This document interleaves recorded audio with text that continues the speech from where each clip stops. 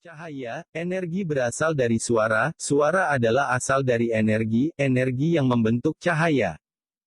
Dari realitas Maulana Syekh Hisham Kabani seperti yang diajarkan oleh Syekh Nurjan Mirahmadi. A'udzu billahi minasy syaitonir rajim. Bismillahirrahmanirrahim. Aku berlindung kepada Allah dari setan yang terkutuk. Dengan nama Allah yang Maha Pemurah lagi Maha Penyayang. Semuanya memuji Allah Azza wa Jal dan memiliki frekuensi. Kita tahu melalui sains bahwa energi tidak dapat dihancurkan. Sebanyak kita memusatkan perhatian pada energi, energi itu akan selalu ada, itu abadi. Energi itulah yang akan kita bawa ketika kita pergi dari bumi ini. Jadi segala sesuatu untuk kita di bumi, ketika masih hidup, ada di fokus energi, yaitu untuk membangun energi itu. Sekarang, dalam sains, mereka tahu bahwa setiap energi memiliki frekuensi yang bergetar, bervibrasi. Segala sesuatu di sekitar kita pada tingkat energi, memiliki frekuensi yang berbeda. Jadi, mereka memahami bahwa jika mereka dapat menemukan frekuensi kaca ini dan mulai beresonansi dengan perangkat mereka, maka frekuensi akan memantul, dan pantulan itu beresonansi dengan frekuensi yang sama dengan kaca. Mengapa? Karena Allah berfirman dalam Al-Quran. Segala sesuatu memuji aku. Segala sesuatu memiliki nyanyian, segala sesuatu memiliki frekuensi, bahwa semua itu ada melalui suara. Langit yang tujuh, bumi dan semua yang ada di dalamnya bertasbih kepada Allah. Dan tidak ada sesuatu pun melainkan bertasbih dengan memujinya, tetapi kamu tidak mengerti tasbih mereka. Sungguh, Dia Maha Penyantun, Maha Pengampun. Surat Al-Isra, ayat 44. HAMD, pujian, suara adalah sumber energi. Artinya suara adalah sumber energi, dan energi adalah sumber cahaya, cahaya adalah sumber dari semua manifestasi. Mereka para ilmuwan tahu itu benar secara ilmiah. Segala sesuatu yang mewujud adalah cahaya, itu adalah realitas kuantum. Cahaya itu bisa direduksi atau disimpulkan menjadi energi. Dan asal energi itu sebenarnya adalah getaran dan suara. Sekarang mereka bisa memanipulasinya. Jadi jika mereka menemukan frekuensi gelas ini, ketika mereka mulai memainkan frekuensi gelas, gelas kaca ini pun pecah. Dan mereka kini memiliki perangkat yang lebih canggih yang dapat diaplikasikan pada dinding, dan pada baja. Anda tahu teori Hutchinson, bahwa mereka memantulkan atau mengembalikan frekuensi, karena segala sesuatu memiliki suaranya, semuanya memiliki frekuensinya. Dan ketika mereka menerapkan frekuensi itu dengan tujuan tertentu, frekuensi itu dapat memecahkan dan mulai menghancurkan sesuatu itu, besi pun dapat leleh dengan suara. Allah Azza wa Jal menyebutkan dalam Al-Quran. Itu hanyalah satu teriakan, kami menghancurkan dan membangkitkan kamu. Allah berfirman dalam Al-Quran. Soyatan wahidatan. Itu hanyalah satu teriakan kami membekukan kamu di tempat kamu, kamu tidak akan bisa bergerak. Itu hanyalah satu teriakan dan kami menghancurkanmu. Itu hanyalah satu teriakan bahwa kami membangkitkan kamu. Ini semua berasal dari ajaran ilahi, semuanya didasarkan pada suara. Suara adalah asal mula keberadaan kita dan rahasia realitas kita. Tidak ada siksaan terhadap mereka melainkan dengan satu teriakan saja, maka seketika itu mereka mati. Surat Yasin, ayat 29. Mereka hanya menunggu satu teriakan, yang akan membinasakan mereka ketika mereka sedang bertengkar. Surat Yasin, ayat 49. Teriakan itu hanya sekali saja, maka seketika itu mereka semua dihadapkan kepada kami, untuk dihisap. Surat Yasin, ayat 53. Frekuensi Anda memancarkan energi, dan energilah yang mewujudkan cahaya. Suara menghasilkan energi, energi kemudian menghasilkan cahaya. Jadi berdasarkan suara dan getaran yang kita buat, itu akan menjadi rumus yang sama. Suara, energi, cahaya. Itu tiga, jadi sangat sederhana. Suara menghasilkan energi, energi menghasilkan cahaya. Anda tidak dapat mengklaim dan mengatakan, saya memiliki cahaya, akan tetapi pada realitanya Anda tidak memiliki frekuensi, tidak bergetar, tidak bervibrasi, tidak ada suara. Dan kemudian ternyata kita temukan frekuensi Anda adalah suara pada tingkat yang sangat rendah, di mana tindakan Anda sangat rendah, dan Anda tiba-tiba mengklaim memiliki jiwa yang sangat bercahaya, itu tidak mungkin. Frekuensi cahaya Anda akan memancarkan energi Anda akan mewujudkan cahayanya. Jadi, seluruh pengejaran kita sejatinya adalah dalam realitas yang abadi, bukan pada realitas waktu temporal. Realitas waktu adalah makan, minum dan tidur dan melakukan hal-hal fisik, berjalan dan berbicara. Tetapi apa yang mereka inginkan adalah kenyataan abadi dari jiwa kita, itu membutuhkan energi. Itu sangat membutuhkan lebih banyak limpahan energi. Cahaya Anda di awal perjalanan tidak memancarkan spektrum yang dibutuhkannya. Padahal sejatinya ia memiliki kapasitas tak terbatas pada spektrum cahaya. Tingkatkan spektrum cahaya Anda dengan pujian, hamd dan zikir.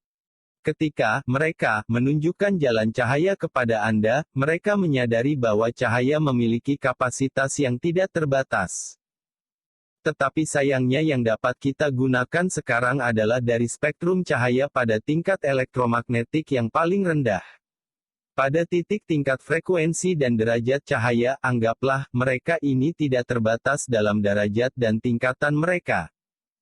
Berarti kita di sini pada titik tingkat cahaya yang rendah. Hal ini adalah keadaan orang dalam awal perjalanan, tetapi Allah menginginkan kita bergerak melalui mereka. Allah ingin mengangkat cahaya kita. Dan Allah ingin menjadikan jiwa Anda lebih kuat. Bagaimana Anda akan membuat jiwa Anda lebih kuat? Jawabnya sederhana, Anda membutuhkan lebih banyak energi. Bagaimana Anda akan mendapatkan lebih banyak energi untuk jiwa? Itu adalah dengan suara yang Anda buat. Suara yang Anda buat, zikir dan nasyid, nyanyian dalam kolbu, yang Anda buat, memiliki efek langsung pada energi Anda, pada cahaya, serta frekuensi, yaitu tingkat cahaya pada jiwa Anda. Berarti suara adalah segalanya bagi kita. Mereka mulai menjelaskan kenyataan itu. Sebanyak diri kita melakukan perubahan, dan sebanyak kita melakukan pelafalan, artinya semakin banyak kita menghirup energi melalui suara itu, dan itu berdampak pada spektrum cahaya diri kita, yang secara bertahap akan bergerak semakin naik, tinggi, dan lebih tinggi. Realitas suara dan syafaat dari jiwa suci. Kemudian para pembimbing mulai mengajar, seperti saat ini, mereka dapat memperkenalkan frekuensi dari perangkat lain. Gelas ini memiliki frekuensinya sendiri karena ia membuat nyanyiannya sendiri. Mereka dapat memasukkan frekuensi dari luar ke dalamnya dan menghancurkannya, segera gelas itu akan menjadi pecah berkeping-keping. Konsep doa, syafaat memiliki realitas yang sama dengan itu. Frekuensi itu akan datang dari jiwa yang sangat suci aulia Allah, seperti perangkat itu, ketika Anda mengingat Allah Azza wa Jal dan mengingat jiwa-jiwa suci ini. Sekali lagi karena mereka ingin kita belajar dan memikirkan hal ini melalui realitas, maka kita memikirkannya dan merenungkannya. Ketika Anda memanggil jiwa-jiwa suci masuk ke dalam asosiasi, jamaah zikir, dan memuji Allah bahwa ketika kita mulai memohon, ya Allah, bawa nabimu, bawa auliamu, bawa para malaikatmu, tolong bawa mereka masuk ke dalam asosiasi kami ini. Maka cahaya-cahaya mereka ini akan datang, dan realitas cahaya yang datang itu semua tidak terpisah. Ketika sebuah cahaya masuk ke ruangan ini, ia segera mulai mendandani membusanai segala sesuatu yang ada di ruangan ini, jadi cahaya itu akan membusanai tiap benda yang ada di ruangan tempat zikir Anda tersebut. Sekarang kita berada di sini pada tingkat rendah dan cahaya orang-orang suci aulia Allah, mereka tidak terbayangkan dalam kekuatan mereka dan ketinggian derajatnya. Ketika energi itu mulai masuk ke dalam ruangan, segera frekuensi cahaya itu, semua energi dari cahaya itu, meningkatkan frekuensi kita. Cahaya ini akan menghancurkan semua karakteristik yang salah dan buruk yang menghalangi frekuensi kita untuk dapat naik lebih tinggi. Mereka menghancurkannya, mereka melenyapkannya, mereka menghancurkannya dan mereka mulai membalutnya dengan frekuensi mereka. Mereka akan mendandaninya dari tingkat cahaya mereka, dan dari tingkat kekuatan mereka. Dengan izin Allah, segera jiwa-jiwa dalam ruangan itu terangkat dalam realitas abadi, yang tidak terbatas pada batasan waktu. Mereka tidak datang selama 5 menit seperti kita duduk di sini, lalu pergi begitu saja. Sungguh ini adalah hal yang sangat sulit untuk diungkapkan dengan kata-kata, apa yang mereka ajarkan tentang kenyataan ini. Ini seperti jendela yang terbuka, seperti jika kalian menonton adegan dalam film sci-fi. Pemandu mendandani cahaya kita dari alam yang abadi. Segera setelah zikir, nyanyian jiwa dimulai, asosiasi, zikir berjamaah ini dimulai, maka jendela menjadi terbuka di mana cahaya spiritual mereka ini mulai masuk, dan mulai menghiasi lampu kita. Gaun kita itu akan berada dalam dimensi yang tak lekang oleh waktu. Itu adalah kantong yang dipenuhi energi yang kekal karena yang datang dari langit menutupi sesuatu di bumi, yaitu keberadaan kita di bumi ini. Energi dan cahaya-cahaya ini segera membuka portal dimensi, membuka realitas yang abadi. Ini seperti halaman buku. Setiap zikir, nasyid, nyanyian, setiap asosiasi zikir, setiap tindakan surgawi yang kita lakukan akan membuka halaman demi halaman realitas kekal yang abadi. Energi itu mengambil alih segala sesuatunya. Cahaya energi itu selamanya mendandani jiwa kita, realitas kenabian juga akan selamanya menghiasi jiwa kita, orang-orang suci aulia Allah, akan selamanya mendandani jiwa kita. Artinya pergaulan dengan mereka adalah kekal. Dengan kondisi ini maka sekarang kalian masuk ke alam yang kekal, yaitu dimensi yang lebih tinggi, yang kekal, dan yang abadi. Bangunlah hubungan dengan dunia cahaya dan keabadian. Jadi, mereka kemudian mengajari kita, hadiah terbesar dan realitas terbesar yang dapat kita capai melalui kontemplasi. Nabi menjelaskan bahwa, jika Anda merenung, bertafakur, selama 1 jam tafakur saati, dan Anda kemudian melakukannya, membuat tafakur yang baik selama 1 jam itu seperti 70 tahun beribadah. Tafakur saatin khairun min ibadati sab'in sanatan. Tafakur, kontemplasi, sesaat atau 1 jam, lebih berharga dari 70 tahun beribadah. Nabi Muhammad SAW. Berarti beliau Rasul SAW, telah memberitahu kita tentang teori Einstein, karena Einstein mengatakan bahwa jika Anda melakukan perjalanan dengan kecepatan cahaya, Anda pergi dan kemudian kembali, maka 70 tahun akan berlalu di bumi ini. Panduan tersebut mengajarkan bahwa, segera setelah Anda memasuki dunia kontemplasi, dunia tafakur, bahwa Anda melaksanakan semua praktek sesuai tuntunan agama Islam, dan Anda menempuh semua praktik untuk mendisiplinkan fisik. Maka kemudian Anda mulai membuka realitas jiwa dan realitas cahaya, dan artinya Anda mulai bermeditasi pada tingkat cahaya itu. Begitu dunia cahaya yang terang mulai terbuka dengan Anda mulai memanggil, memohon kehadiran jiwa-jiwa suci ini, memanggil para guru sejati ini, memanggil para malaikat, memohon berada di hadirat ilahi, maka kantong energi yang melimpah akan terbuka, dengan itu hubungan dengan keabadian dimulai. Dari dunia temporal kita, dari keberadaan yang sangat sementara ini, kita sebenarnya mampu memiliki hubungan dengan yang abadi, yaitu dunia cahaya yang terang benderang. Jagalah kebersamaan bersama para sodikin. Itulah mengapa Anda menemukan semua hadis memanggil orang-orang yang bercahaya, sodikin, memanggil golongan orang-orang yang memiliki realitas cahaya dan menjaga hubungan dengan mereka ketika Anda melakukan meditasi dan kontemplasi, ketika Anda memanggil mereka, di mana Allah berfirman dalam Al-Quran, Ittaqullahi wa kunu ma'as sadikin. Petik 2. Wahai orang-orang yang beriman. Bertakwalah kepada Allah, dan bersamalah kamu dengan orang-orang yang benar, dalam perkataan dan perbuatan. Surat At-Taubah, ayat 119. Berarti menemani para sadikin, jujur, mengapa ini penting? karena ini adalah sebuah realitas. Mereka ini yang menjaga kebersamaan dengan orang-orang yang bercahaya, kebersamaan dengan orang-orang suci aulia Allah, mereka terus menjaga pertemanan, kebersamaan dengan orang-orang dari dunia cahaya yang terang. Dan karena jika mereka yang datang dari dunia realitas, dunia cahaya datang, dan Anda bersama para sodikin, maka dengan kebersamaan dengan sodikin ini, Anda mulai melatih diri Anda sendiri tentang bagaimana menjaga persahabatan dengan mereka pula, maka bagi Anda adalah suatu anugerah, berkah keberuntungan, karena Anda sekarang sudah mulai membuka kantong keabadian.